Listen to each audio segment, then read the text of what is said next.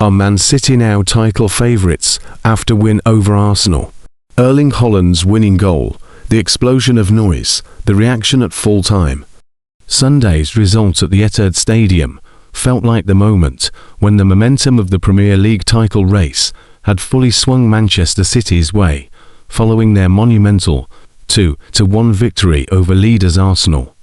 Mikel Arteta's men still remain at the summit, but are now clinging on to their position, then seeing a 9-point lead chopped down to just 3 in the space of a week. City also have a game in hand, and can leapfrog Arsenal by beating Burnley at Turf Moor on Wednesday night. Pep Guardiola's side tend to peak in the final 2 months of the season, and are going through the gears once more.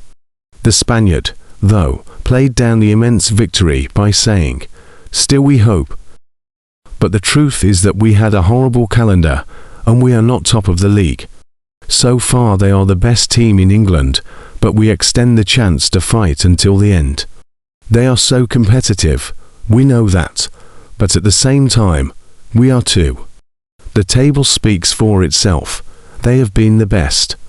Congratulations to the guys, but don't lose the focus. The momentum is now firmly in City's favour. They have lost just once in the past 20 league games, while Arsenal are beginning to wither, winning just one of their past 6 in all competitions. History shows City are immense during this part of the campaign too, and their results in April under their boss provide fabulous reading for their fans, and are frightening to those of an Arsenal persuasion.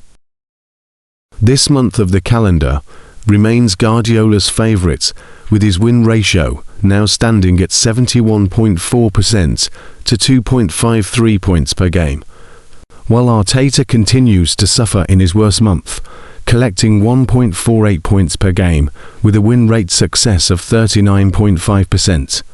The odds, according to statisticians Opta, remain heavily in Arsenal's favour, but their chances have fallen from 97% to 73% within a week, while City have leapt from 3% to having a 27% chance of winning the title.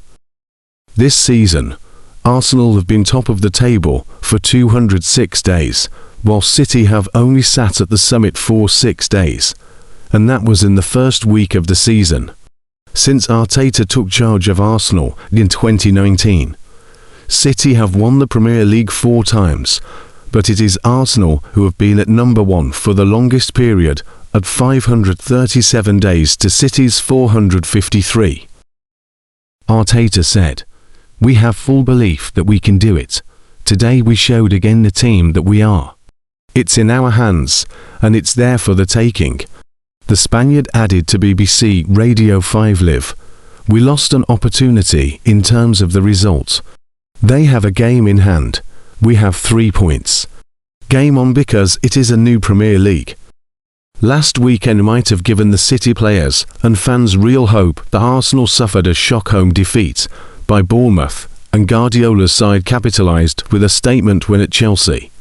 With 6 games remaining for their side, they will now start to have real belief that a 7th top-flight crown in the past 9 years is within reach. While Arsenal players slumped over at the end, City's convened in a huddle as supporters in the stands wildly celebrated, claiming a massive 3 points. The travelling contingent made a quick exit from Etihad Stadium, while the City faithful jumped up and down to the tune of "Milk is just the way you are." That song is becoming the soundtrack of City's season, with the words reworked into catchy chants for new signings Ryan Cherki and Antoine Semenyo. The full-time celebration felt a bit much. Former Premier League midfielder Danny Murphy told BBC Sport, "If you are an Arsenal player, you are thinking, hold on, we're still leading." It was a heavy celebration. I was surprised with that. I get it in the emotional moments, and I have been in those games where I have done it, and you celebrate too much. It did seem like they were celebrating the title. By winning the game as a group, they probably thought, now we have a chance. Even a draw was handing it to Arsenal, so I do get it. Haaland's second-half winner sparked a cacophony of noise after Cherki had given the hosts the lead, with Kai Havertz equalising in between following Gianluigi Donnarumma's error. Both sides still have their destiny in their own hands in this gripping title race. Should City win all their remaining games, it might not be enough, as Arsenal may pip them on goal difference.